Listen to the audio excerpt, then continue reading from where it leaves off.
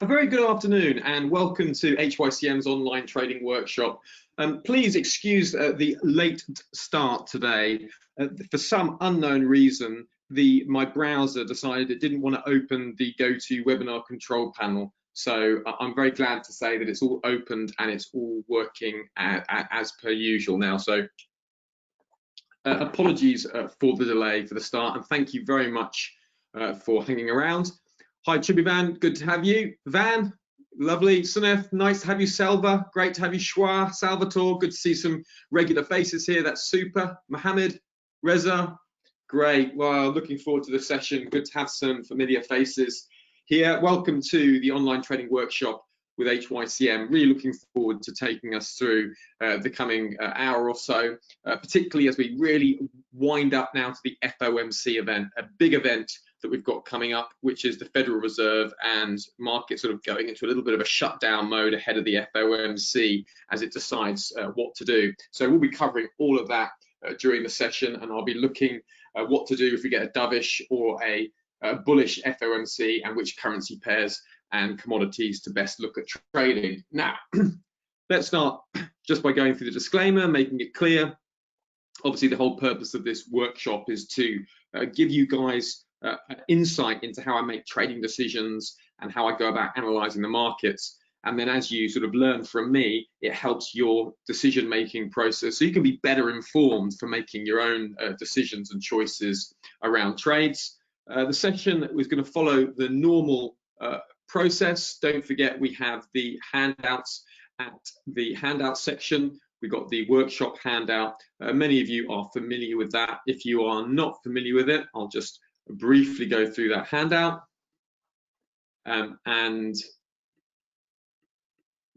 My workshop handout isn't working. I'm just going to leave that for today because I've had some computer problems and I don't want to risk upsetting the apple cart, as it were. I want to keep going through. I do have an outline of the handout here. The PDF handout essentially is this, showing you the 5 criteria I use for trading, looking back, looking forward, looking at the charts, looking at risk, and looking at the outcome of your trade.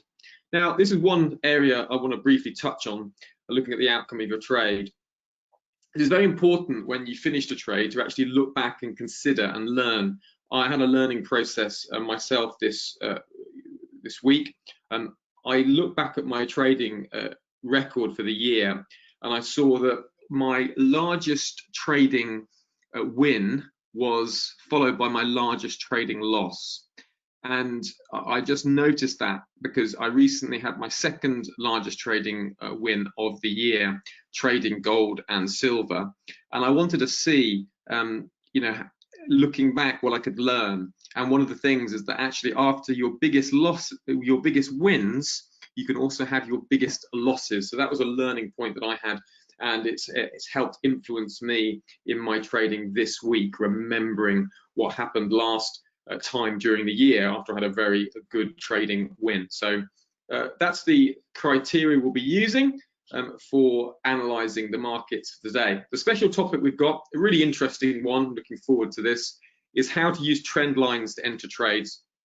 Now, as many of you know, I'm a big believer in fundamental analysis. My trades are primarily based on fundamental analysis. With that being said, I'm certainly not against technical analysis, and there's times when technical analysis can be really, really helpful. And in my last couple of trades that I entered in silver and gold, I used a simple trend line break as my entry. So I'm going to cover that during the session as well, how to use trend lines. Also, at the end of the session, please do use the question and answer session. You can, yeah, sure, finally, my apologies. Yeah, hi, Mohammed. Do use the question and answer panel. I can see, Shra, you've already got into it, and Mohammed. Don't forget to put your answers, your questions in that box, and I will look at the end of the webinar at any questions you have. So if there's any question, any trade you're looking at or want me to look at, just pop it in the box there, and I will get to it by the end of the webinar. So with that being said, finally, you can email suggestions for topics to myself here, giles.cochran@hycm.com, and I can take a look at those. And if there's any particular aspect you would like to look at, very happy to look at that. Now, without further ado, you can turn to your handout. I'm going to be following this process of looking back. And the first thing we want to do is understand this principle that when we're trading, we're always trying to pair a strong currency against a weak currency. Just like an arm wrestle, we want the strong arm against the weaker arm, and that gives us the best, highest probability trade. So in exactly the same way, we're looking to trade strength against weakness. So this morning, we have the Euro-US dollar pair in focus. Now I'm just going to switch screens. And yeah. Now here you can see the Euro-US dollar currency pair. Now on this pair, we have reasons for dollar weakness. Now just taking a look at the dollar index, you can see this is the dollar index. And if you look at this chart on the daily chart, you can see that we've had this strong dollar selling coming in day after day after day. Now the reasons for this strong dollar selling are numerous. First of all, we have the reflation trade out of the US, with the US starting to recover. We have the rising COVID-19 cases. We have US-China tensions. We also have the stimulus bill out of the US that is still to be agreed. So that stimulus bill between the Democrats and the Republicans to help extend the US Federal CARES Act has been delayed. And all of these factors have led to dollar weakness. And this dollar weakness has been also in the euro being coupled with euro strength. After the pandemic recovery fund of 750 billion euros was agreed, this was taken as a very positive sign by the market about European solidarity. So the fact that Europe was able to work together to get through a crisis is seen as positive for the euro. And if you take a look on the daily chart, you can see this trend line. The euro broke out of this daily trend line. Now we are seeing some consolidation up around these highs. So you can see we're having price just pulling back from that 1.1800 level. Now, if we take a look at the options level, this is very interesting. This will give us a breakdown of the option markets. Now, option markets, for those of you who don't know, are like basically insurance policies. And they're insurance policies that traders use in order to kind of offset future rises and falls in the currency market. So what you can see here in the euro-US dollar pair, there's a very large option expiry level on the 4th of August here. Now that option expiry level is coming in at that 1.1650 region. And if you just take a look at the dates, we can see that some of the later dates of those option expiries that are coming in today and yesterday are on the put side. Okay, so it's on a 1.1, so there's a mixture now of calls and puts in this 1.165. So that's a more mixed picture. Prior to this, we were having a more kind of a bullish call skew on the options, but now we're just seeing a little bit more of the most recent options that are coming in are put options. So that's skewing it a little bit more. So I mean, there's a little bit more of a battle, a little bit more of buyers and sellers wrestling it out. So that's why we're very cautious of further euro strength from this point here. And also we have the FOMC coming out later. So we'll cover that in a minute. So what we tend to see in these kind of markets is you see markets just consolidating, just shrinking up. So on an intraday basis, we still have a bias to the upside for the euro-US dollar, but heading into the FOMC, we're certainly more cautious.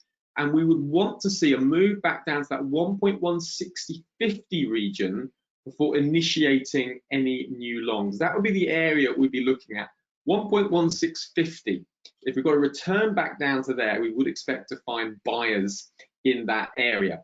But for now, we don't want to be getting involved in this. You don't want to be starting a new trade just ahead of the FOMC meeting, which is due out at 7 o'clock UK time. So that is due out now in just over 5 hours. So 5 hours and 10 minutes, and we'll get the FOMC decision.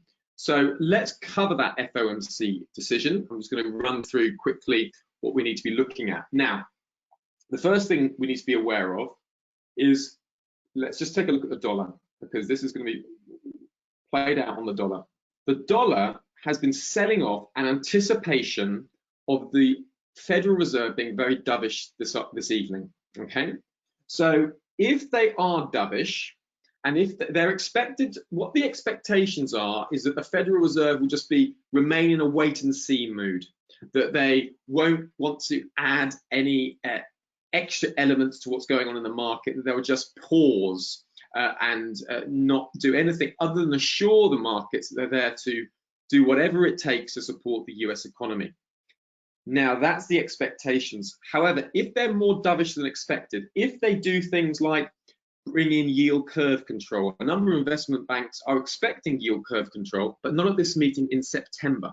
So if they bring it in early, if they mention yield curve control, if they mention anything about negative interest rates, that would be very, very dovish, and that would be very, very weak for the US dollar. So we would expect to see more US dollar weakness if that does happen. So we're looking for yield curve control and negative interest rates.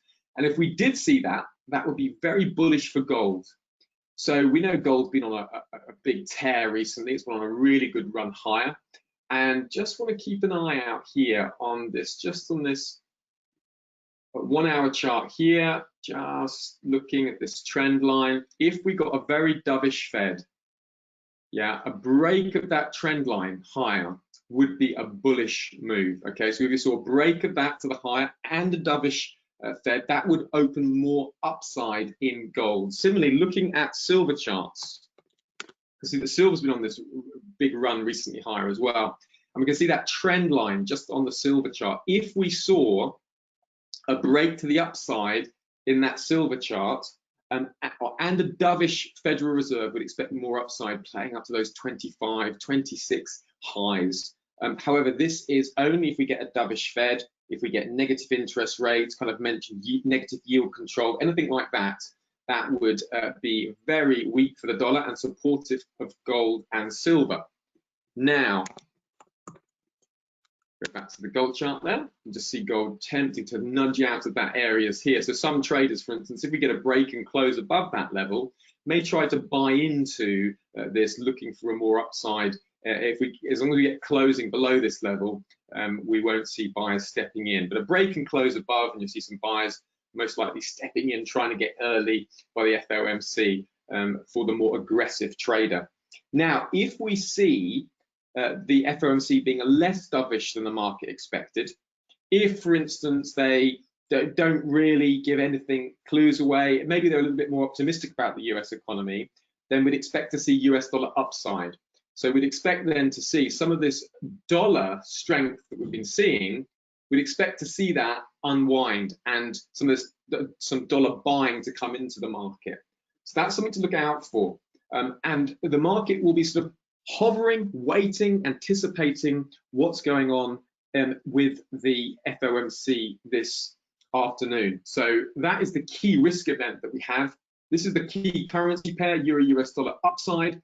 As I said, we don't want to initiate any new positions in this currency pair at the moment because of the FOMC risk event that is coming up. So, yeah, okay, no, Schwa. So dovish means bearish and hawkish means bullish.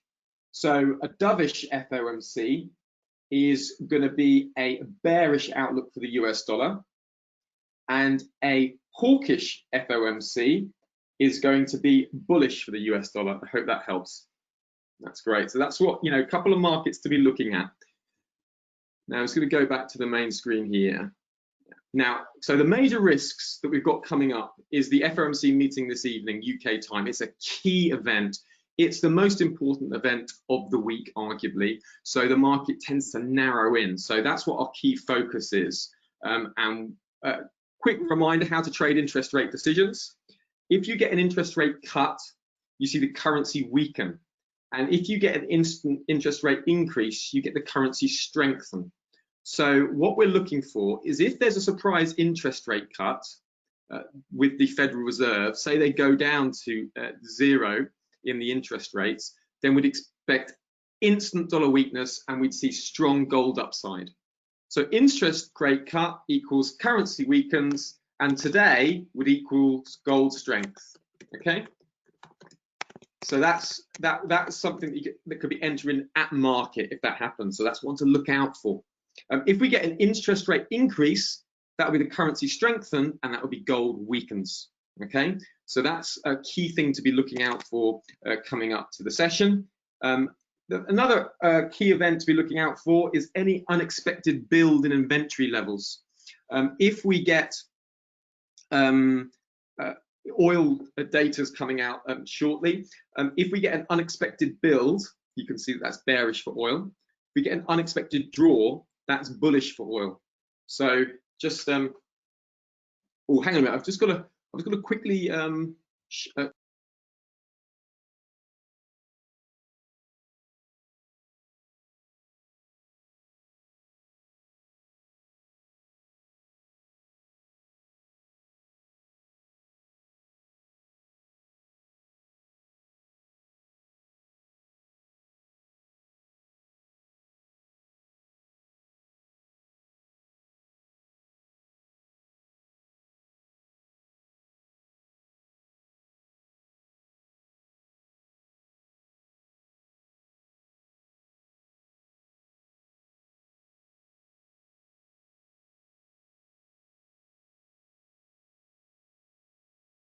oh, apologies for that. This is the day when everything goes wrong.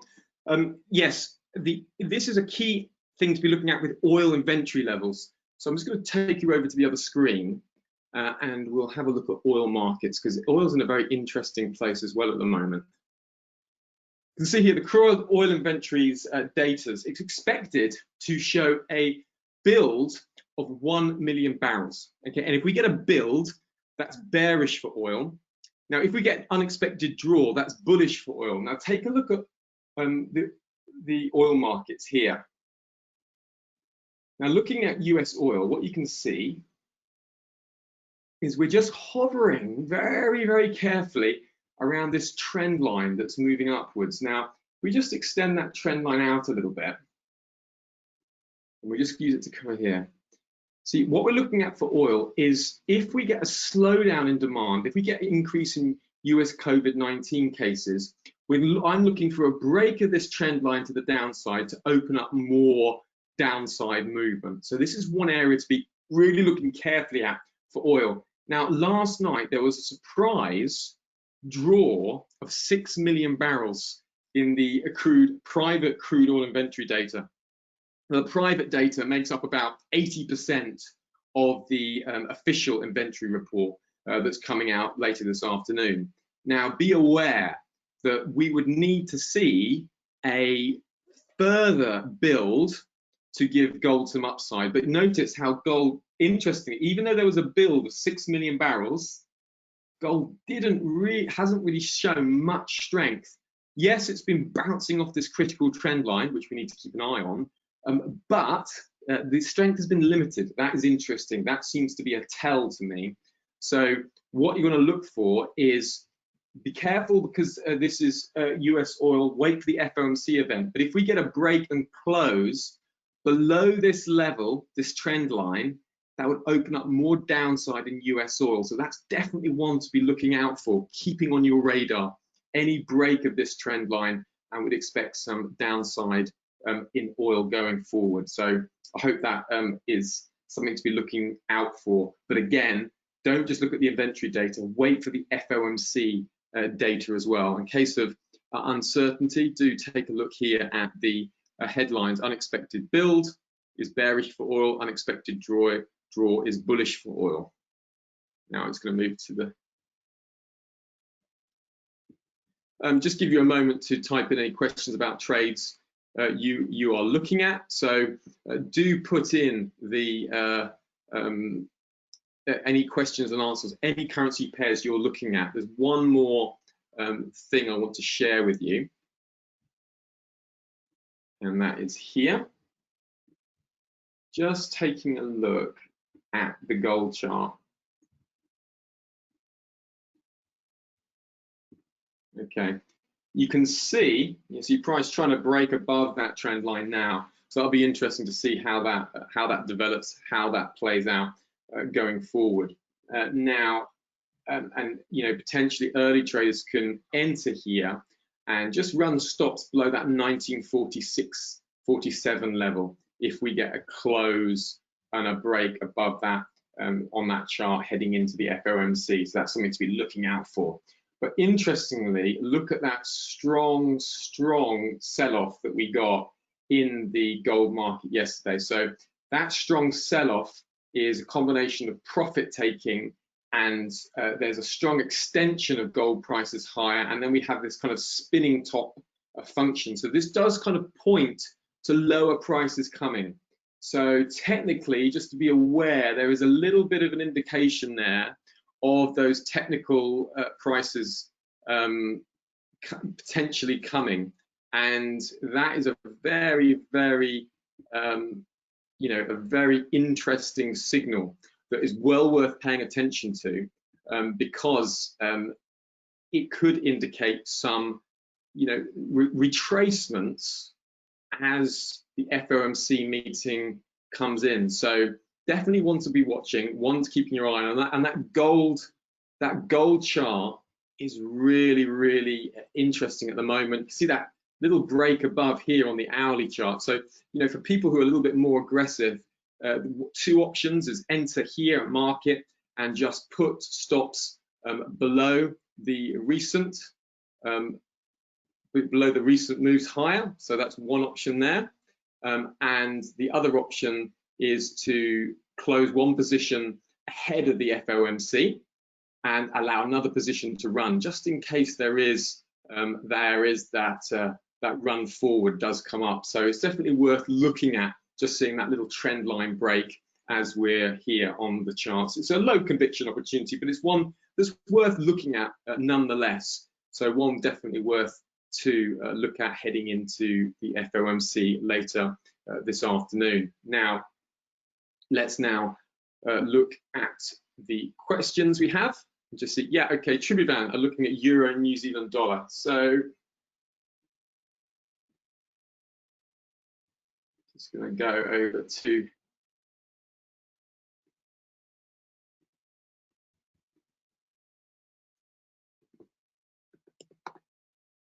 Euro and New Zealand dollar. Okay, let's look at this currency pair.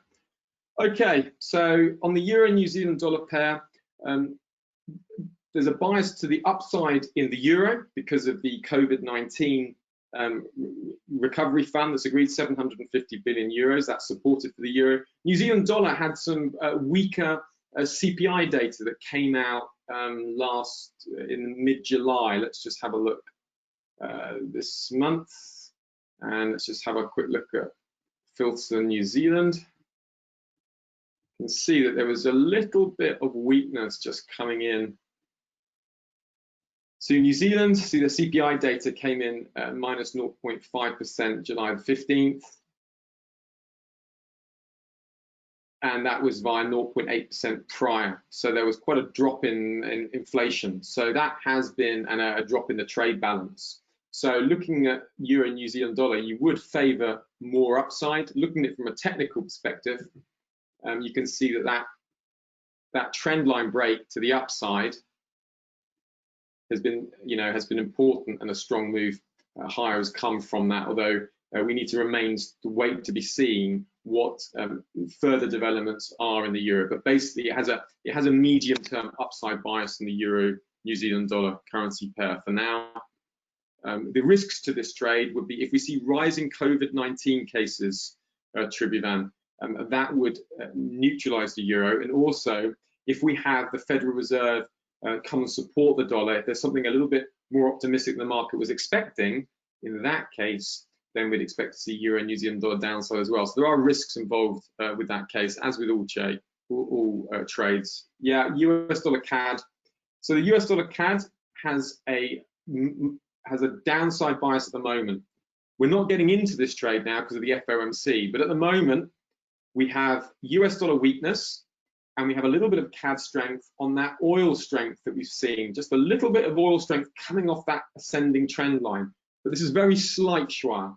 So I'd like to say at the moment, right now, there's a downward bias in the US dollar CAD, but we need to wait and see what happens with the FOMC. And obviously the US dollar aspect of that will be really swung around. So if we get a dovish FOMC, that's bearish for the US dollar. If we get a bullish FOMC, that's bullish for the US dollar.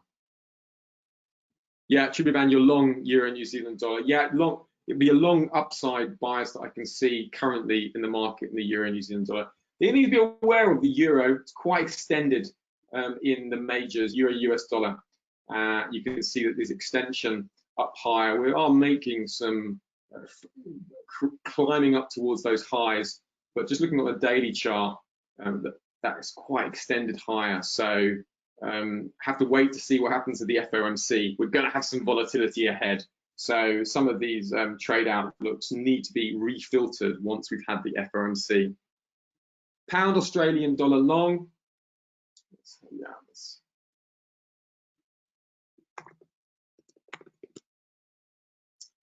Yeah, very interesting. Now, broadly speaking, we can see that this bottoming action just coming into pound Australian dollar. Medium term, I still favor pound Australian dollar sellers, but short term, you can see that there's technically gearing up for some upside. Now, in terms of like how to look at this, like one way I'd look at potentially trading this if it was to the upside is from a purely technical perspective. You could wait for a break of this level here.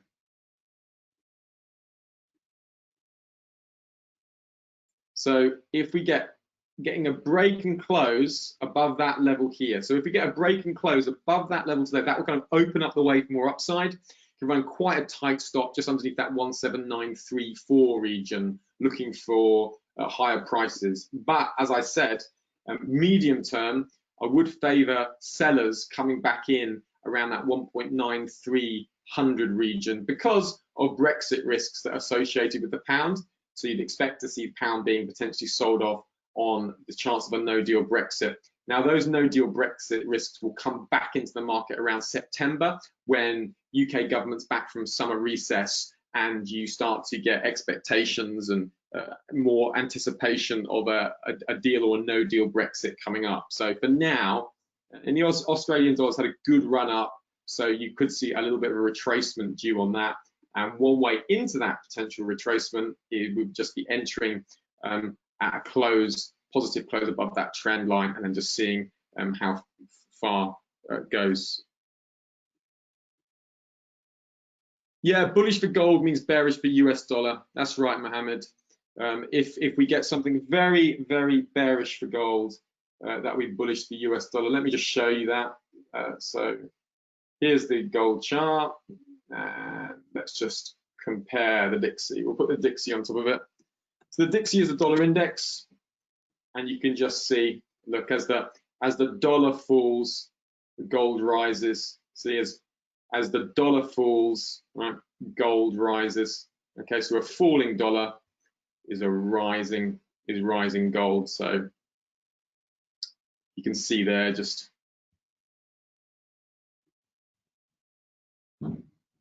Get rid of that.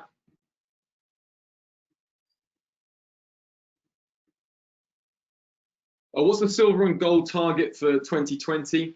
Why is silver not following gold since it's made an all-time high? Thank you. Okay, silver and gold are slightly different. So gold is a really good inflation hedge. It tends to get popular and gets mainstream attraction much more quickly than silver. Okay, silver also has some technical uses. So it's used in like satellite dishes, mobile phones, solar panels. So silver has a more of an industrial use alongside its hedge, and it only comes like a kind of inflation hedge when gold has really moved higher. So you can see that silver has potentially a lot more upside. Now, in terms of the upside targets, Vishal, I've heard Goldman Sachs saying they're targeting gold at 2,300 by the year end. The reasons for gold's bullishness are so high. So you've got low interest rates with no Federal Reserve rate hike seen for the next 2 years, according to the dot plot. Obviously, we have the FOMC meeting tonight, so we have to see if that remains to be the case. We've had mass money printing by central banks who've been devaluing currencies. We've got poor returns expected in the equity markets, had tensions between US and China.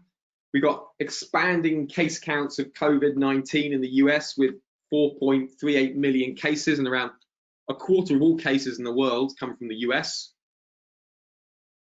Gold taking out those all-time highs, that's very significant. You know, those all-time highs being taken out is significant. So don't miss that significance. People think, oh, like, oh, you know, is that's significant? And if we get a break and close above this area on the weekly chart, then this becomes support. So then 1900 will become like a great support level for longs. And we've got concerns about access to physical gold, increasing demand, you've got US dollar weakness. So the difficulty is where to get in, because there would be a retracement expected. If we get a break above this level, then we could expect a short-term retracement possibly to that 1900 level. We get that will be a first level of support. We'd expect some kind of reaction. If this closes below this level, then we can look at potentially some support at 1825. Okay, back down this far. So, and a lot of traders taking profit recently. I took profit on my longs. A lot of people took profit on their longs when the gold futures market hit 2000, you see, and then there was a lot of profit taking going on, and we saw this strong move. So very much in the balance here, what's going to be happening going forward. You know, put a gun to my head, I would favor pricing dropping back and falling away from these highs. And I'll be looking at the weekly chart carefully to try and get some clues about, you know, where that support level is like to come on, because gold is expected to move higher over the next 6 months by virtually all analysts.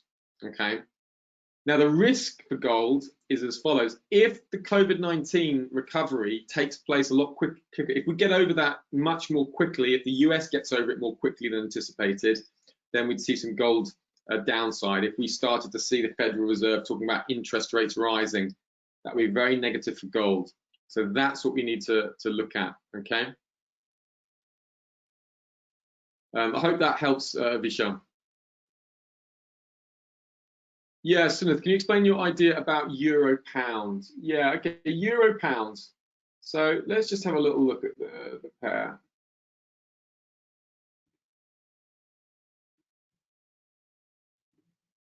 Like in the euro pounds, you tend to get the euro pound rising towards the end of the month.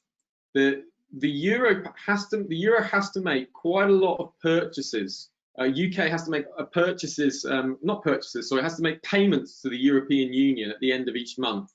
So that tends to support the euro pound going into month end. You can see here going into month end, we saw some euro pound upsides. Typically what you see heading into month end, you can see here euro pound seeing some upside into month end. You can see here just heading into month end just before euro supported. So would expect some euro pound upside heading into month end next couple of days. So we would expect a euro pound upside on that. We also have the euro bullishness because of the response to the pandemic recovery fund, and there is the sort of ongoing risks of Brexit.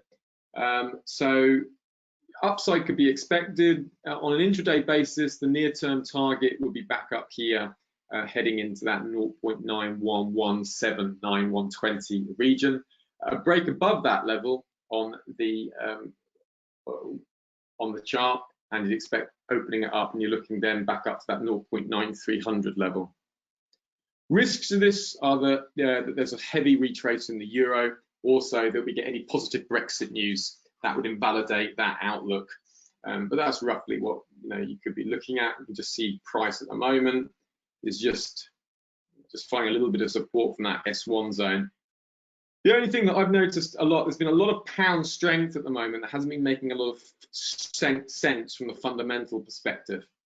So I'm not ignoring that, but I'm just going to be aware that there's quite a lot of pound strength in the market at the moment. And if that pound's strength continues, then I could see that invalidating this outlook. So I keep a careful eye on the pound. There's a little bit of action going on in the pound that's difficult to explain. Shra, yes. Well, the spinning top, it's just it was just an observation, Shra. You can just see that kind of almost indecision candle, and now some of that is expected ahead of the this is expected ahead of the FOMC. We've had some profit taking coming into the event. That all makes sense. So just need to be aware when you see that kind of sharp sell-off, which is that sharp profit taking. Yes, we have price being bought up, but just be very, very cautious on that, on initiating any gold longs from this level, because of the the incredible strength run up we've seen, and then you'd expect some profit taking. We can see that this candle is telling us there is an element of indecision. Now, the catalyst for that, Shra, is going to be the FOMC. If the FOMC are really dovish, they start talking about negative interest rates, they talk about yield curve control, then this will just keep going forward, and the spinning top will be ignored. So the indecision, to my mind, is just really ahead of the FOMC. Yeah, okay, good. Yeah, that's very good, guys. Some really good questions. Thank you for the questions. I hope some of you find that helpful. I will apologise finally again for the slow start to the session. My apologies for that. I had some computer problems, and thank you for holding on. I'm glad that you didn't abandon the webinar and kept on. So I was really pleased to see that so many people had stayed around. That's really good, and thank you for that. Now, the Monday at 1:30, we'll be back looking for the key events that are coming up in the coming week. So please do join me for that. I hope you're able and around to do that. It's been a pleasure to have you, and thank you for your questions. I've enjoyed answering them, and don't forget, you can always email me if you have any other questions as well, or anything you want to cover during the session. Very happy to. Otherwise, please do look out for the FOMC event at 7 o'clock. That will be key. Keep your eye on gold, keep your eye on silver charts, keep your eye on the dollar index, and look how it plays out. And when you come back next week, and we can talk about what the Fed decided to do, and how that's impacted the dollar, and you can let me know how you played it. Okay, everybody, thank you very much for your time, and I do hope you have a very good afternoon. Thank you now. Goodbye.